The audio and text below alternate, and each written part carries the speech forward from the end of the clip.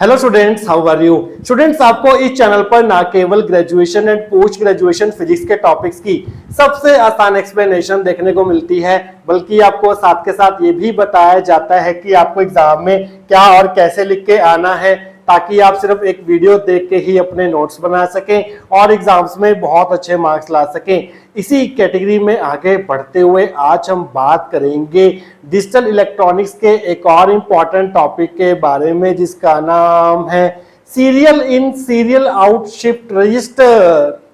देखिए स्टूडेंट्स, एक रजिस्टर जो है वो कलेक्शन ऑफ फ्लिप फ्लॉप्स होता है। फ्लिप फ्लॉप जो है वो 1 बिट डिजिटल डाटा को स्टोर करने के काम आता है। बट अगर आपने मल्टी बिट डिजिटल डाटा को स्टोर करना है तो आपको बहुत सारे फ्लिप फ्लॉप्स का कलेक्शन लेना होगा, and that collection of flip flops will be known as register.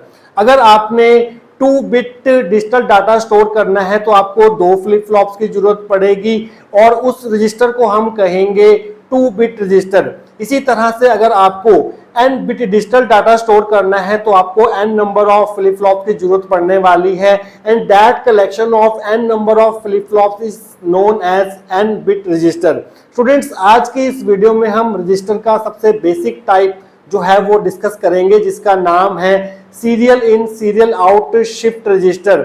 आज हम देखेंगे कि आखिरकार serial in serial out shift register क्या होता है, इसका ब्लॉक डायग्राम देखेंगे, इसका लॉजिक डायग्राम देखेंगे और साथ के साथ इसका ट्रुथ टेबल और इसका टाइमिंग डायग्राम भी देखेंगे। देखिए students, serial in serial out shift register में हम मल्टी बिट डाटा को यहाँ पर हम स्टोर करवाएंगे और उसे रिट्रीव करेंगे इन सीरियल फैशन।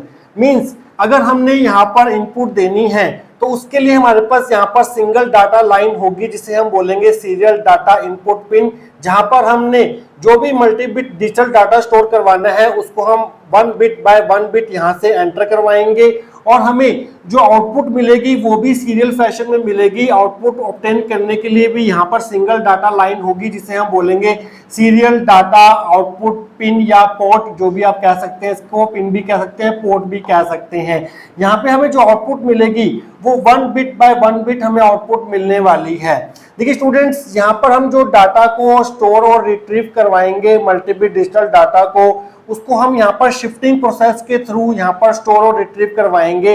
हम डाटा को राइट से लेफ्ट की तरफ भी शिफ्ट कर सकते हैं। अगर हम राइट टू लेफ्ट शिफ्ट कर रहे हैं तो डाटा को यहाँ पर इनपुट किया जाएगा 1 बिट बाय 1 बिट करके और आउटपुट यहाँ पर ऑब्टेन होगी 1 बिट बाय 1 बिट करके। अगर हमने डाटा को लेफ्ट शिफ्ट करवाना है तो यहाँ पर हम इनपुट देंगे एक एक बिट करके और हमें आउटपुट जो है वो इस पोर्ट से मिलेगी, इस पिन से मिलेगी 1 बिट बाय 1 बिट करके।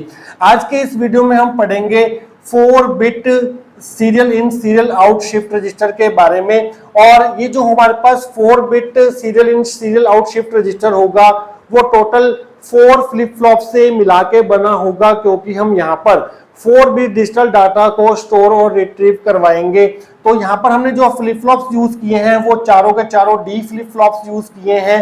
डी फ्लिप फ्लॉप क्यों यूज किए हमने, क्योंकि जो डी फ्लिप फ्लॉप में इनपुट होती है वही हमें आउटपुट में मिलती है, तो यहाँ पर हमें जो प्रोसेसिंग रहती है वो इजी रहती है, इसलिए हम यहाँ पर डी फ्लिप फ्लॉप्स का यूज करेंगे। तो ये है हमारे पास पहला D flip flop 1, D flip flop 2, D flip flop 3, D flip flop 4। तो हमारे पास इसकी एक इनपुट होती है D1 और आउटपुट होती है इसकी Q1 एंड Q1 कॉम्प्लीमेंट। इसकी इनपुट है D2, इसकी आउटपुट्स हैं Q2 एंड Q2 कॉम्प्लीमेंट। यह है डी फ्लिप फ्लॉप 3, इसकी इनपुट है D3, आउटपुट्स हैं Q3 एंड Q3 कॉम्प्लीमेंट। यह है डी फ्लिप फ्लॉप 4, जिसकी इनपुट है D4 और 2 आउटपुट्स हैं Q4 एंड Q4 कॉम्प्लीमेंट। देखिए स्टूडेंट्स, इनको हमने सीरीज में कनेक्ट किया हुआ है और इनको हमने सीरीज में इस तरह से कनेक्ट किया हुआ है कि एक फ्लिप फ्लॉप की जो आउटपुट है वो हमने दूसरे फ्लिप फ्लॉप की इनपुट के साथ कनेक्ट की हुई है। इसी तरह से इस फ्लिप फ्लॉप की आउटपुट जो है वो इस फ्लिप फ्लॉप की इनपुट में दी जाएगी। इसी तरह से इस फ्लिप फ्लॉप की आउटपुट जो है वो इस फ्लिप फ्लॉप की इनपुट में दी जाएगी, एंड सो ऑन। ये चारों के चारों फ्लिप फ्लॉप जो हैं वो सिंक्रोनस फ्लिप फ्लॉप्स होंगे। मींस हम सभी को एक कॉमन क्लॉक पल्स प्रोवाइड करेंगे। यहाँ पर हमने ये क्लॉक पल्स प्रोवाइड की है और इनको हमने सेम क्लॉक पल्स को सभी फ्लिप फ्लॉप के साथ कनेक्ट किया है। ये फ्लिप फ्लॉप तभी काम करेंगे जब ये क्लॉक पल्स, यहाँ पर जब हम क्लॉक पल्स अप्लाई करेंगे और यहाँ पर हमने पॉजिटिव एज ट्रिगरिंग मेथड का यूज किया है। जब क्लॉक पल्स पॉजिटिव एज की तरफ, राइजिंग एज की तरफ जाएगी, मींस 0 से 1 की तरफ जाएगी, तभी ये फ्लिप फ्लॉप जो है वो काम करेंगे। तो यहाँ पर हमने पॉजिटिव एज ट्रिगरिंग का यूज किया है, इस चीज का आप ध्यान रखेंगे। तो स्टूडेंट्स ये तो हो गया इसका लॉजिक डायग्राम। तो यहाँ पर इसका ब्लॉक डायग्राम हमने बनाया हुआ है। यहाँ पर सीरियल डाटा इनपुट पिन ये हो गई, ये हमारा हो गया 4 bit serial in serial out shift register, और यहाँ से हमने सीरियल डाटा आउटपुट पिन ले ली, जहाँ से हमें 1 बिट बाय 1 बिट करके हमें आउटपुट मिलेगी। तो स्टूडेंट्स हम क्या करेंगे, इस रजिस्टर में, इस serial in serial out shift register में 1011 जो कि एक 4 बिट डिजिटल डाटा है उसे स्टोर करेंगे, उसे रिट्रीव करके दिखाएंगे। तो इसका ऑपरेशन क्या रहने वाला है वो हम डिस्कस करेंगे आने वाले सेक्शंस के अंदर। तो ये स्टूडेंट्स समझते हैं इसकी वर्किंग। तो स्टूडेंट्स हम मान लेते हैं कि जो हमारा इनपुट डाटा है वो 1011 है, ये 4 बिट डाटा है जिसे हमने इस रजिस्टर में स्टोर करवाना है और रिट्रीव करवाना है। यहाँ पर जो ये 4 बिट्स हैं वो 1 बाय 1 बिट जो है वो यहाँ से एंटर करवाएंगे, सीरियल डाटा इनपुट पिन से एंटर करवाएंगे, और 1 बिट 1 बाय 1 बिट करके हमें यहाँ से सीरियल डाटा आउटपुट मिलेगी इस पिन के थ्रू। तो इसके लिए हम एक ट्रुथ टेबल ड्रॉ कर लेते हैं, जहां पर हम पहले यहाँ पर लिखेंगे क्लॉक इनपुट्स, लिखेंगे यहाँ पर इन चारों फ्लिप फ्लॉप्स की D1, D2, D3, D4, D1, D2, D3, D4, और यहाँ पर हम आउटपुट्स लिखेंगे Q1, Q2, Q3, Q4, Q1, Q2, Q3, Q4। तो स्टूडेंट्स हम मान लेते हैं कि स्टार्टिंग में हमारे पास क्लॉक पल्स जो है वो 0 है, तो उस केस में जो हमारे सभी फ्लिप फ्लॉप्स होंगे वो रीसेट रहेंगे। मींस चाहे आपकी इनपुट जो मर्जी हो, D1, D2, D3, D4 की वैल्यूज जो मर्जी हो, उस केस में इन चारों फ्लिप फ्लॉप्स की आउटपुट में आपको 0 0 मिलेगा। तो इनिशियली यहाँ पर भी आपको 0 मिलेगा, यहाँ भी आपको 0 मिलेगा, यहाँ भी 0 मिलेगा, यहाँ भी आपको 0 मिलेगा। Q4, Q3, Q2, Q1 सभी 0 0 होंगे। तो हम क्या करेंगे, पहली क्लॉक पल्स अप्लाई करेंगे। तो पहली क्लॉक पल्स अप्लाई करने के साथ हम यहाँ पर जो हमारा 4 बिट डिजिटल डाटा है उसका जो लीस्ट सिग्निफिकेंट बिट है 1, उसे हम यहाँ पर एंटर करवाएंगे। यहाँ पर हमने इसको एंटर करवा दिया, यहाँ पर हम लिख देते हैं, यहाँ पर हमने इसको एंटर करवा दिया। D1 अब हमारा 1 हो गया है, ये हमारी फर्स्ट क्लॉक पल्स शुरू हो गई है। तो उस केस में क्या होगा, देखिए स्टूडेंट्स यहाँ पर हमारे पास इनपुट्स क्या रहेंगे इस केस में, D1 क्या हो गया हमारे पास 1 हो गया इस केस में। देखिए Q1 जो है वो D2 के साथ कनेक्टेड है, तो Q1 पर 0 है, तो यही 0 जो है वो आगे शिफ्ट हो जाएगा, तो यहाँ पर 0 आ जाएगा, तो यहाँ पर आपको 0 मिल जाएगा। इसी तरह से ये Q2 जो है वो D3 के साथ कनेक्ट है, तो अगर Q2 0 है तो D3 भी 0 हो जाएगा, तो D3 की जगह आप 0 लिख देंगे यहाँ पर। इसी तरह से Q3 अगर 0 है, क्योंकि Q3 को हम D4 के साथ कनेक्ट किया हुआ है, तो Q3 0 है तो D4 भी 0 हो जाएगा, तो यहाँ पर आप 0 फिल कर देंगे। तो D1 1 होगा, D2 D3 D4 0 0 0 होंगे। अब आउटपुट पे आपको क्या मिलेगा, देखिए स्टूडेंट्स डी फ्लिप फ्लॉप में जो भी हमारे पास इनपुट होती है वही हमें आउटपुट में मिलती है। इनपुट यहाँ पर पहले फ्लिप फ्लॉप की जो इनपुट है वो 1 है, तो यहाँ पर भी हमें आउटपुट में 1 मिलेगा, तो यहाँ पर हमें 1 मिलेगा। इस जो फ्लिप फ्लॉप की जो इनपुट है वो 0 है, यही 0 जो है आपको इस फ्लिप फ्लॉप की आउटपुट में मिलेगा। इसी तरह से इस फ्लिप फ्लॉप की इनपुट में 0 है, यही आपको आउटपुट में मिलेगा, तो यहाँ पर आप लिख देंगे। इसी तरह से यहाँ पर जो इसकी इनपुट है वो 0 है, यही इसकी आउटपुट में आपको मिलेगा, तो यहाँ पर आपको 0 मिलेगा। तो पहली क्लॉक पल्स के लिए आपका ट्रूथ टेबल जो है वो कुछ इस तरह से बनेगा। आइए बात करते हैं सेकंड क्लॉक पल्स के बारे में। तो स्टूडेंट्स अब हम अप्लाई करेंगे सेकंड क्लॉक पल्स। तो सेकंड क्लॉक पल्स हमने अप्लाई कर दिए यहाँ पर, और सेकंड क्लॉक पल्स अप्लाई करने के साथ ही आप यहाँ पर इनपुट में नेक्स्ट बिट जो है डाटा का वो एंटर करेंगे। नेक्स्ट बिट है 1, तो आपका D1 जो है इस केस में वो 1 हो जाएगा, तो D1 इस केस में 1 हो जाएगा। अब D2 D3 D4 क्या रहने वाला है, देखिए स्टूडेंट्स Q1 जो है वो D2 के साथ कनेक्टेड है। Q1 यहाँ पर 1 था पिछले केस में, तो ये 1 जो है वो आगे शिफ्ट हो जाएगा, तो 1 यहाँ पर आ जाएगा। इसी तरह से Q2 जो है वो यहाँ पर 0 था, ये D3 में शिफ्ट हो जाएगा। इस तरह से Q3 में यहाँ पर 0 था, तो ये जो है वो D4 में शिफ्ट हो जाएगा इस तरह से। तो इस केस में आपका D2 होगा 1, D3 होगा 0 और D4 होगा आपके पास 0। अब Q1 Q2 Q3 Q4 क्या रहेंगे, देखिए स्टूडेंट्स यहाँ पर जो इनपुट है वही आउटपुट में अपीयर होगी। इस केस में इनपुट 1 है, तो आउटपुट जो है आपको 1 मिलेगी। यहाँ पर Q1 आपका 1 हो जाएगा। इस बार इनपुट D2 की 1 है तो यही आपको Q2 में मिलेगा, यहाँ पर 1 मिलेगा। इसी तरह से यहाँ पर D3 की वैल्यू 0 है, यही आपको आउटपुट में मिलेगा, यही आउटपुट में मिलेगा क्योंकि D फ्लिप फ्लॉप है तो Q3 भी 0 हो जाएगा। यहाँ पर D4 क्या है, 0 है, यही आपको आउटपुट में मिलेगा तो Q4 भी 0 हो जाएगा। तो थर्ड पल्स के लिए आपका जो ट्रुथ टेबल है वो कुछ इस प्रकार से होगा, सॉरी सेकंड पल्स के लिए। अब थर्ड क्लॉक पल्स की बात करते हैं तो थर्ड क्लॉक पल्स में क्या होगा, देखिए स्टूडेंट्स थर्ड क्लॉक पल्स आ चुके हैं हमारे पास। जैसे ही आप थर्ड क्लॉक पल्स अप्लाई करेंगे वैसे ही आप इनपुट डाटा पिन पर जो नेक्स्ट बिट है 0 वो अप्लाई कर देंगे, तो इस केस में जो D1 है वो 0 हो जाएगा। D1 0 हो गए यहाँ पर, और यहाँ पर अब D2, D3, D4 क्या क्या रहेंगे। Q1 जो है वो D2 के साथ कनेक्ट है, Q1 जो है वो प्रीवियस केस में 1 था, ये 1 जो है वो यहाँ शिफ्ट हो जाएगा D2 पर। Q2 जो है वो 1 था, वो D3 में शिफ्ट हो जाएगा इस तरह से। Q3 जो है वो 0 था, वो D4 में शिफ्ट हो जाएगा इस तरह से। तो इस केस में D2 जो है वो 1 होगा, D3 1 होगा और D4 जो है वो 0 होगा। अब Q1, Q2, Q3, Q4 क्या रहेंगे।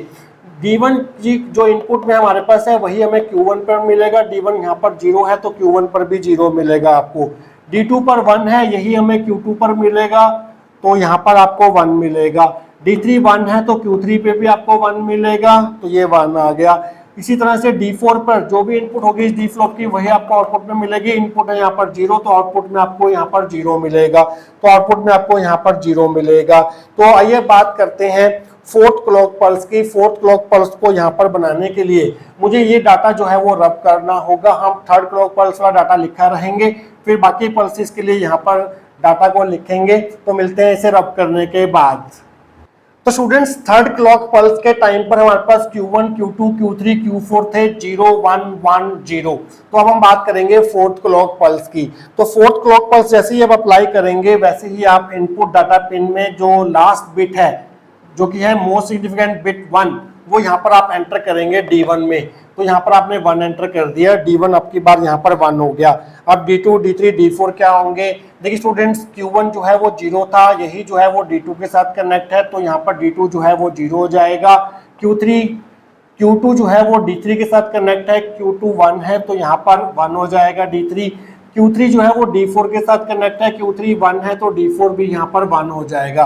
तो उस केस में D2 होगा हमारे पास 0, D3 होगा हमारे पास 1, D4 होगा हमारे पास 1। और अब बात करते हैं Q1, Q2, Q3, Q4 कितने कितने होंगे। जो D1 है यहाँ पर 1, ये 1 जो है वो Q1 में आपको मिलेगा। D2 पे आपके पास 0 है, यही आपको Q2 पे मिलेगा। D3 हमारे पास 1 है, यही आपको Q3 में मिलेगा। D4 आपके पास 1 है, यही आपको Q4 में मिलेगा। तो यहाँ पर आपके पास Q1 हो गया कितना, Q1 हो गया यहाँ पर आपके पास 1, और Q2 कितना हो गया 0 हो गया, Q3 कितना हो गया 1 हो गया, Q4 कितना हो गया 1 हो गया। तो स्टूडेंट्स यहाँ पर देखिए आउटपुट्स को, ये 1 है, ये 0 है, ये हमारे पास 1 है, ये 1 है। यही तो हमारा डाटा था जो हमने इनपुट किया था 1 0 1 1। तो हमने यहाँ पर इन चारों फ्लिप फ्लॉप्स की आउटपुट में ये डाटा जो है, ये बिट जो है वो स्टोर हो गए हैं 1 0 1 1। तो स्टूडेंट्स आपको 4 बिट डाटा को स्टोर करने के लिए तो कितनी क्लॉक पल्सेस की जरूरत पड़ी आपको, टोटल 4 क्लॉक पल्सेस की जरूरत पड़ी। यहाँ पर 4 क्लॉक पल्सेस की जरूरत पड़ी। तो अब आपके पास एक बिट जो है वो आउटपुट में मिल चुका है, 1 आपको मिल चुका है। बाकी बिट जो है 1 0 1 ये भी आपको एक एक करके यहाँ से निकालने हैं, इस पिन से निकालने हैं।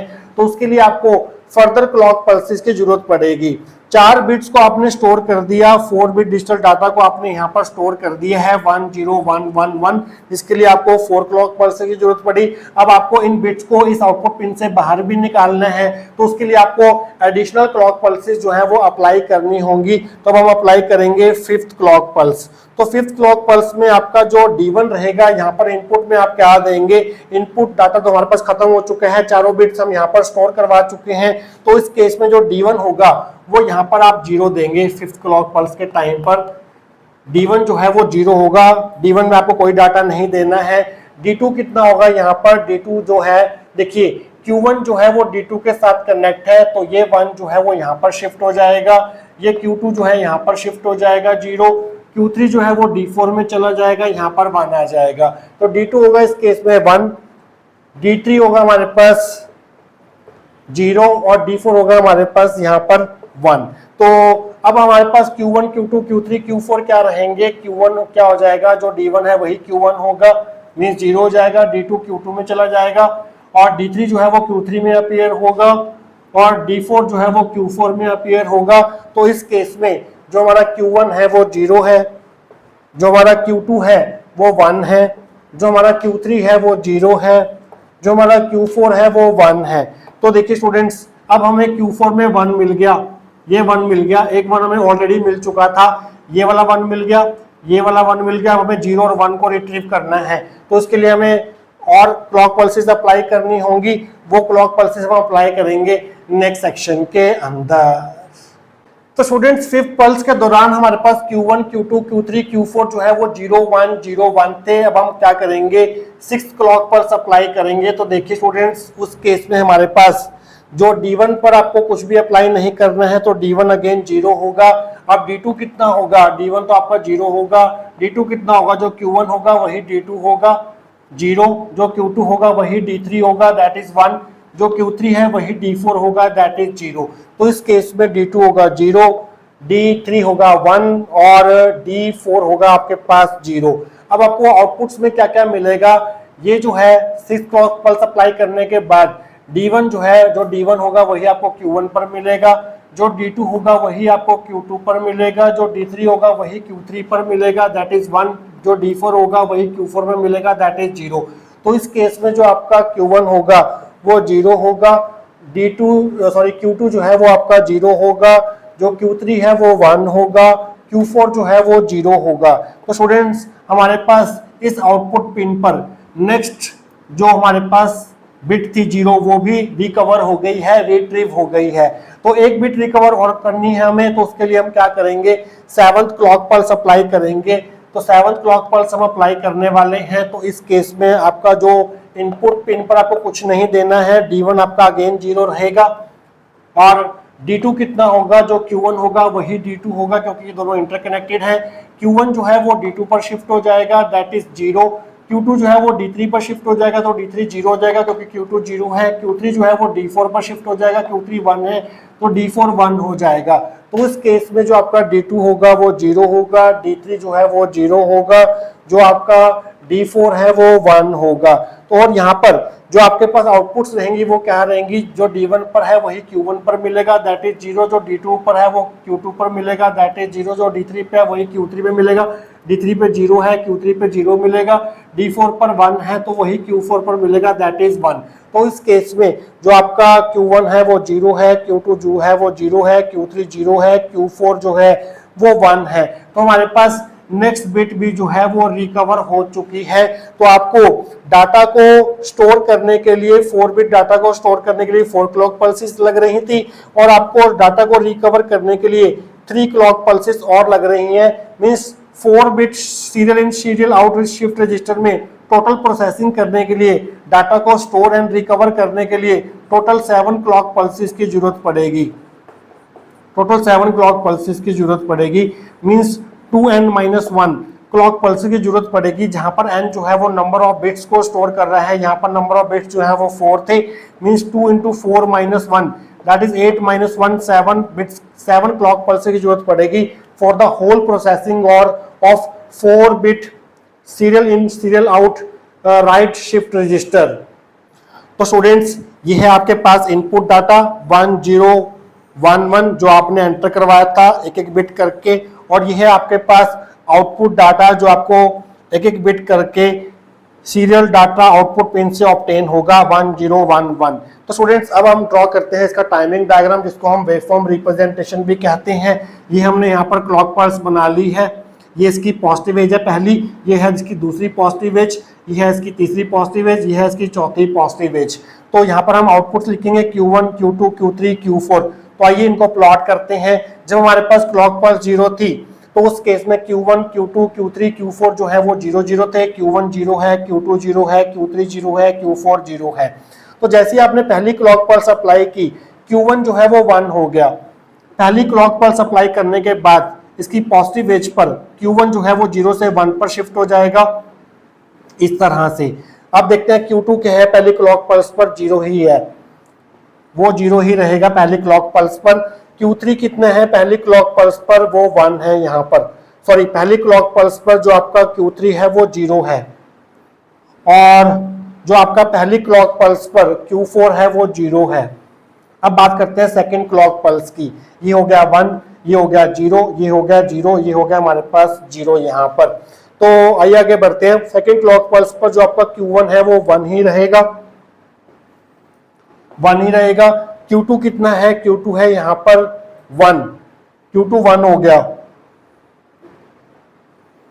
ये 1 हो गया यहाँ पर। Q3 कितना है यहाँ पर सेकंड क्लॉक पल्स पर 0 ही है। Q4 कितना है सेकंड क्लॉक पल्स पर, कितना है हमारे पास Q4 सेकंड पल्स पर 0 है Q4, तो ये आ गया आपके पास 0।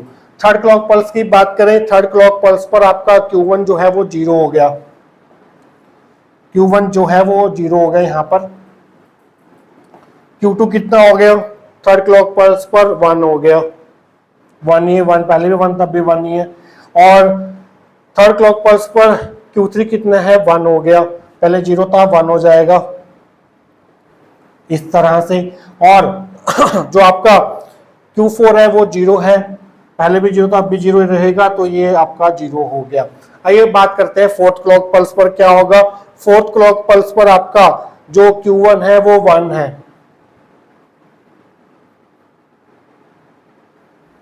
ये 1 हो गया फोर्थ क्लॉक पल्स पर। उसके बाद Q2 कितना है यहाँ पर, 0 है, ये 0 हो गया, ये 1 है, ये 0 है यहाँ पर। उसके बाद Q3 कितना है फोर्थ क्लॉक पल्स पर, 1 है, ये 1 हो गया। उसके बाद Q4 कितना है फोर्थ क्लॉक पल्स पर, 1 है, तो ये 1 हो गया यहाँ पर। तो यहाँ पर डाटा कौन कौन सा स्टोर हो रहा है, पहली क्लॉक पल्स पर जब हमारे पास क्लॉक पल्स अप्लाई नहीं की थी तो उस केस में जो डाटा स्टोर था वो था 0 0 0 0, मतलब सभी फ्लिप फ्लॉप जो है वो रीसेट थे, पूरा रजिस्टर जो है वो रीसेट था, मींस सब फ्लिप फ्लॉप्स के आउटपुट में आपको 0 0 0 मिलेगा। जब पहली क्लॉक पल्स अप्लाई करेंगे तो आपको आउटपुट मिलेगी 1 0 0 0, और सेकंड क्लॉक पल्स पर आपको आउटपुट मिलेगी 1 1 0 0, थर्ड क्लॉक पल्स पर आपको आउटपुट मिलेगी 0 1 1 0, और लास्ट क्लॉक पल्स पर आपको आउटपुट मिलेगी 1 0 1 1। ये है आपके पास स्टोर्ड आउटपुट जो रजिस्टर स्टोर करेगा on different clock pulses.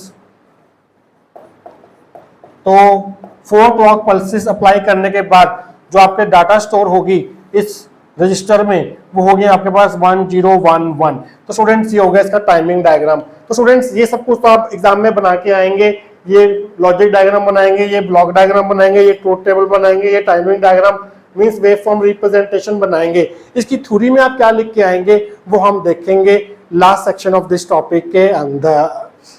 In CISO shift register, the data is stored and retrieved serially in and out of the register. That is, it allows serial input, that is one bit after the other through a single data line, and produces a serial output through a single output data line. देखिए students, एक serial in serial out shift register में जो हम data को store करते हैं और जो हम डाटा को रिट्रीव करते हैं वो मल्टी बिट डाटा होता है, और ये काम हम serially in and out of the register करते हैं। मींस यहाँ पर जो हम इनपुट एंटर करेंगे वो 1 बिट बाय 1 बिट एंटर करेंगे through a single data line, जिसको हम सीरियल डाटा इनपुट पिन बोलते हैं। यहाँ से हम एक एक बिट करके जो है वो इनपुट एंटर करेंगे, मल्टी बिट डाटा एंटर करेंगे। सबसे पहले हम लीस्ट सिग्निफिकेंट बिट एंटर करेंगे और सबसे लास्ट में हम मोस्ट सिग्निफिकेंट बिट एंटर करेंगे, और यहाँ पर जो हमें आउटपुट मिलेगी वो एक एक बिट करके मिलेगी through this single data line, जिसको हम बोलते हैं सीरियल डाटा आउटपुट पोर्ट या pin. A 4-bit CISO shift register consists of 4D flip-flops which are connected in series in such a way that output of one flip-flop is connected to the input of next flip-flop and so on. यहाँ पर जो हम 4-bit CISO shift register बनाएंगे वो 4D flip-flops की help से बनाएंगे, और यहाँ पर एक flip-flop की आउटपुट जो है वो नेक्स्ट flip-flop की इनपुट में दी जाएगी and so on. All these flip-flops are synchronous with each other since same clock signal is applied to each flip-flop. सभी फ्लिप फ्लॉप को सेम क्लॉक सिग्नल प्रोवाइड किया गया है और ये positive edge triggered flip flops हैं, तो यहाँ पर हमने ये एरो का यूज किया है। नेगेटिव एज के लिए हम यहाँ पर एक बबल भी लगाते हैं, पर यहाँ पर हम पॉजिटिव एज ट्रिगरिंग यूज कर रहे हैं। ये फ्लिप फ्लॉप तभी काम करेंगे जब हमारे पास क्लॉक सिग्नल का राइजिंग एज आएगी, पॉजिटिव एज आएगी, तभी फ्लिप फ्लॉप काम करेंगे। तो ये सभी positive edge triggered flip flops हैं, सभी को सेम क्लॉक सिग्नल प्रोवाइड किया गया है, इसलिए ये सभी फ्लिप फ्लॉप जो हैं सिंक्रोनस हैं एक दूसरे के साथ। Let input data is 1011। हम जो यहाँ पर डाटा स्टोर और रिट्रीव करवाने जा रहे हैं वो है हमारे पास 4 बिट डाटा 1011, जहां पर 1 जो है वो लीस्ट सिग्निफिकेंट बिट है, 1 ये वाला 1 जो है वो मोस्ट सिग्निफिकेंट बिट है। Assume that register is initially clear, पहले जो है रजिस्टर को आप क्लियर करेंगे और जिसके कारण सभी आउटपुट जो है, सभी फ्लिप फ्लॉप्स की आउटपुट जो है वो 0 पर रीसेट हो जाएंगी। तो स्टूडेंट्स यहाँ पर आप देख रहे हैं कि जो डाटा की स्टोरिंग और रिट्रीविंग हो रही है वो यहाँ पर जो बिट्स हैं वो राइट साइड में शिफ्ट हो रहे हैं, वो आप यहाँ पर ट्रूथ टेबल में भी देख सकते हैं। जब हमने कोई भी क्लॉक सिग्नल अप्लाई नहीं किया था, 0000 था आउटपुट में, फर्स्ट क्लॉक पल्स अप्लाई किया तो ये 0 जो है वो यहाँ शिफ्ट हो गया, ये 0 यहाँ शिफ्ट हो गया, ये 0 यहाँ पर शिफ्ट हो गया। नेक्स्ट क्लॉक पल्स अप्लाई की तो ये 1 यहाँ पर शिफ्ट हो गया, ये 0 यहाँ पर शिफ्ट हो गया, ये 0 यहाँ पर शिफ्ट हो गया। नेक्स्ट क्लॉक पल्स अप्लाई की, ये 1 यहाँ शिफ्ट हो गया, ये 1 यहाँ शिफ्ट हो गया, ये 0 यहाँ शिफ्ट हो गया। नेक्स्ट क्लॉक पल्स अप्लाई की, ये 0 यहाँ शिफ्ट हो गया, 1 यहाँ शिफ्ट हो गया, 1 यहाँ शिफ्ट हो गया। नेक्स्ट क्लॉक पल्स अप्लाई की, 1 यहाँ शिफ्ट हो गया, 1 इधर शिफ्ट हो गया, 1 इधर शिफ्ट हो गया। नेक्स्ट क्लॉक पल्स अप्लाई की, 0 यहाँ शिफ्ट हो गया, 1 यहाँ पर शिफ्ट हो गया, 0 यहाँ पर शिफ्ट हो गया। नेक्स्ट क्लॉक पल्स अप्लाई की, यहाँ पर 0 यहाँ शिफ्ट हो गया, ये वाला 0 यहाँ शिफ्ट हो गया, 1 यहाँ पर शिफ्ट हो गया। तो यहाँ पर जो बिट्स है वो राइट साइड में शिफ्ट हो रहे हैं, तो ये हमारे पास 4 बिट सीसो शिफ्ट राइट शिफ्ट रजिस्टर है हमारे पास। ये चीज का आप ध्यान रखेंगे। तो स्टूडेंट्स ये था आपके पास serial in serial out shift register. I hope आपको आज का टॉपिक जो है वो अच्छे से क्लियर हुआ होगा। मिलेंगे किसी और important topic related to digital electronics के साथ। Till then take care.